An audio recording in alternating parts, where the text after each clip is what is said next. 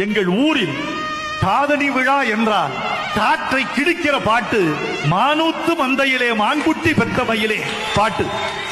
இந்த பாட்டு இல்லாமல் எங்கள் மேற்கே கூடலூரில் ஆரம்பித்து கிழக்கே ராமநாதபுரம் வரைக்கும் தெற்கே திருநெல்வேலி வரைக்கும் காது உத்து என்றால் இந்த பாட்டு இல்லாமல் காது உத்து கிடையாது. காதுகளில் தங்கம் இல்லாமல் கூட காது குத்துவார்கள், இந்த பாட்டு இல்லாமல் காது குத்த மாட்டார்கள். இப்படி தமிழர்களின் பண்பாட்டோடு கலந்த பாட்டு.